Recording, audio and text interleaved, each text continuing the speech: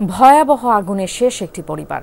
চট্টগ্রামে অগ্নিকাণ্ডের সময় দম বন্ধ হয়ে মৃত্যু হয়েছে স্বামী স্ত্রীর। শ্বাসনালী পুড়ে যাওয়ায় ছেলে মেয়ের অবস্থাও আশঙ্কাজনক। আগুনের ভয়াবহতা থেকে বাঁচতে তারা সবাই ঘরের টয়লেটে আশ্রয় নিলেও শেষ রক্ষা হয়নি। পুড়ে ছাই হয়ে যায় টিনশেড ঘর। ভোর 6:30টায় বলুয়ার দিঘির পশ্চিম পাড়ের জাফর সদাগর কলোনিতে হঠাৎ আগুন ধরে যায়। ঘরের টয়লেটে আশ্রয় নেন ইলিয়াস পারভিন দম্পতি, তাদের 2 সন্তান ও এক প্রতিবেশী। ফায়ার সার্ভিস কর্মীরা গিয়ে টয়লেট থেকে তাদের উদ্ধার করে হাসপাতালে পাঠালে কর্তব্যরত চিকিৎসক স্বামী স্ত্রীকে মৃত ঘোষণা করেন। গুরুতর দগ্ধ অবস্থায় বার্ন ও প্লাস্টিক সার্জারি বিভাগে ভর্তি করা হয় তাদের মেয়ে শাহিনা ও ছেলে সোহানকে। দুজনেরই শ্বাসনালী পুড়ে যাওয়ায় অবস্থা আশঙ্কাজনক। টয়লেটের ভিতরে যাই ঢুকার পরে জ্ঞান হারাইছে। চারজনে আগুন লাগিয়েছে টয়লেটের ভিতরে।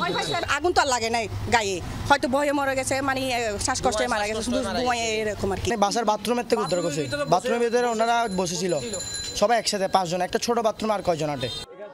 নিহত ইলিয়াস ইলেকট্রিক মিস্ত্রি, পরিবার নিয়ে ভাড়া থাকতেন টিনশেড বাসায়। কলোনিতে বসবাস করেন আরো 5 পরিবার। আগুনে পুড়ে ছাই সব মালামাল। বাচ্চাদের এখন বার করছি, ঘরে ঢুকি মাথার উপরে বেড়ার আগুন না, মাথার উপরে চলে আইছে আগুন, আর কিছু বের করতে পারি না। আমার ড্যাডি আছে, আমার স্বর্ণ আছে, জিনিসপত্র সব শেষ, কিচ্ছু লইয়া জানি 12 মেয়ে কথা বাজে। চোখগুলো মেলছি আগুন, সামনে আগুন, মাথার উপরে দিয়ে আগুন, কোনো মতো বাচ্চা নেই, বার হয়েছি আর কিছু না। ওরা ঘুমের মধ্যেই ছিল, দরজা বাড়ানো দেওয়া হয়েছে, তখন ওদের সামনে আগুন এবং ধোঁয়ায় ওরা বেরোতে পারে নাই, তখন ওনারা ঘরের মধ্যে সেন্সলেস হয়ে গেছে। ফায়ার সার্ভিসের 4টি ইউনিট 1 ঘন্টার চেষ্টায় আগুন নিয়ন্ত্রণে আনে।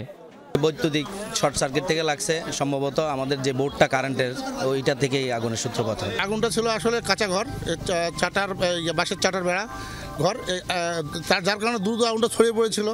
তারপরে পানি পড়ার পরে সঙ্গে সঙ্গে আগুনটা আমাদের কন্ট্রোলে চলে আসে। শহীদুল সুমন, যমুনা নিউজ, চট্টগ্রাম।